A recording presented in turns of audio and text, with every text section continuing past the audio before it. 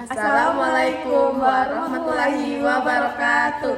Halo semua, perkenalkan nama saya Nabila Sahan dengan NIM 4123111105 dan rekan saya Andara Fenza dengan NIM 4012311129. Jadi di sini kami akan menyelesaikan tugas dari Bapak Sintong yang materinya tentang apa indikator untuk dikatakan sebagai negara.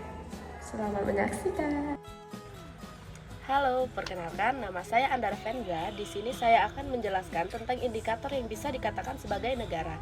Adapun beberapa indikator yang dikatakan sebagai negara. Yang pertama ada wilayah. Wilayah adalah area geografis yang dimiliki dengan dikelola oleh suatu negara.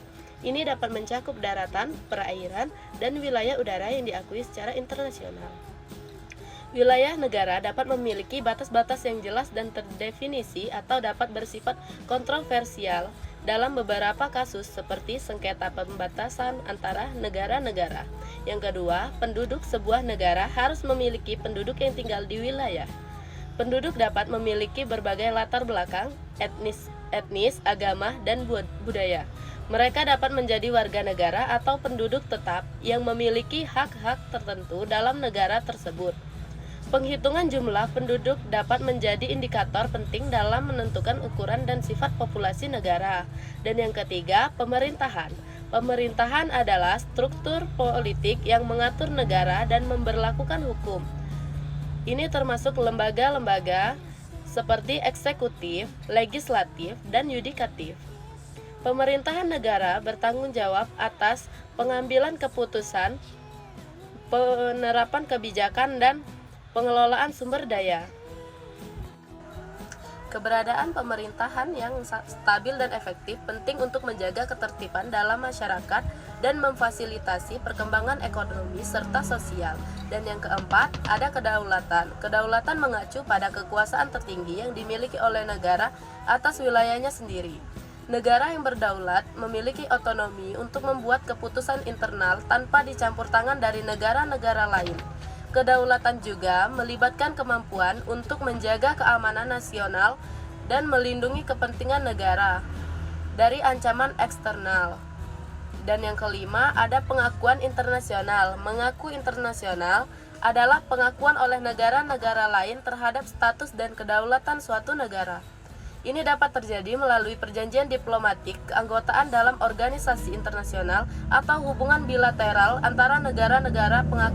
Pengakuan internasional penting karena memungkinkan negara untuk berpartisipasi dalam forum internasional, menjalin hubungan perdagangan, dan mendapatkan bantuan serta dukungan dari komunitas internasional.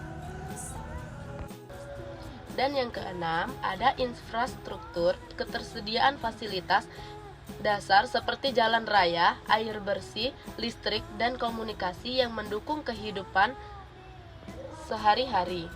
Selain indikator utama ini, ada juga aspek lain yang dapat mempengaruhi status suatu negara, termasuk keberadaan sistem hukum yang berfungsi, infrastruktur yang memadai, perkembangan ekonomi yang stabil, dan perlindungan hak asasi manusia. Kombinasi faktor-faktor ini membentuk identitas dan karakteristik unik dari setiap negara di dunia.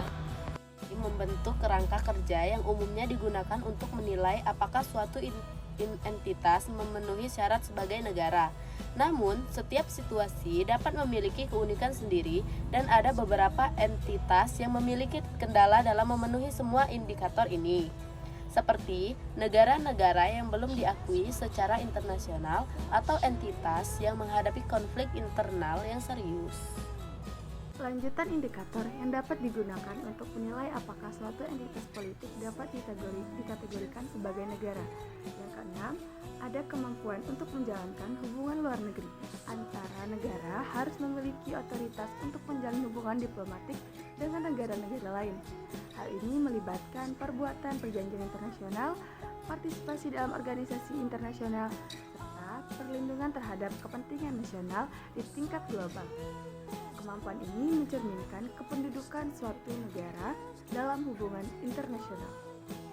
Yang ketujuh, ada kekuatan militer. Kekuatan militer merupakan kemampuan suatu negara untuk mempertahankan kedaulatannya dalam melindungi kepentingan nasional dari ancaman luar. Kekuatan militer juga dapat digunakan untuk menjaga keamanan dalam negeri dan berkontribusi pada stabilitas regional. Kekuatan militer yang memadai merupakan suatu aspek penting dari keberlangsungan suatu negara. Yang kedelapan, ada sistem hukum. Sistem hukum negara mencakup sistem aturan hukum yang berlaku di dalamnya, proses peradilannya adil, serta lembaga-lembaga yang menegakkan hukum. Sistem hukum yang efektif penting untuk menjaga ketertiban sosial, melindungi hak asasi manusia, mendorong keadilan dalam masyarakat. Hubungan menjadi landasan bagi pelaksanaan peradilan dan penegakan aturan. Yang kesembilan, ada ekonomi juga berfungsi. Suatu negara harus memiliki atau mempunyai ekonomi yang berfungsi baik untuk memenuhi kebutuhan masyarakatnya, menciptakan lapangan pekerjaan, serta meningkatkan kesejahteraan secara keseluruhan.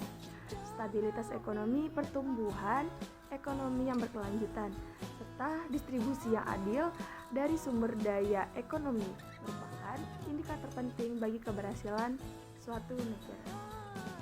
Yang ke-10 ada identitas nasional. Identitas nasional mencakup bahasa, budaya, sejarah, dan simbol-simbol nasional yang menjadi ciri khas suatu negara.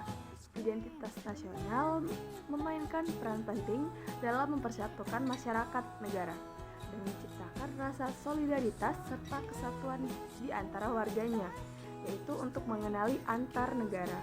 Dan yang ke-11, ada sistem pendidikan dan kesehatan. Ketersediaan akses terhadap pendidikan, pelayanan kesehatan untuk memadai untuk penduduknya. Kombinasi dari indikator-indikator ini dapat digunakan untuk menilai apakah suatu entitas politik dapat dikategorikan sebagai negara yang memiliki kedaulatan, teritorialitas, pemerintah yang efektif, kewarganegaraan, kemampuan internasional, kemampuan menjalankan hubungan luar negeri, kekuatan militer yang memadai, sistem hukum yang berfungsi dengan baik, ekonomi yang berkelanjutan, dan identitas nasional yang kuat. Jadi sekian pemaparan materi dari kelompok kami berdua. Semoga bermanfaat bagi kita semua.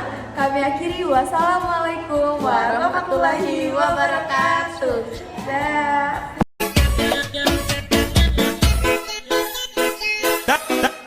Tá liberado namorar, tá liberado pra beijar. Milênio Disco Clube te convida pra dançar. Equipe Behind the scene. Jadi sampai di sini materi kita.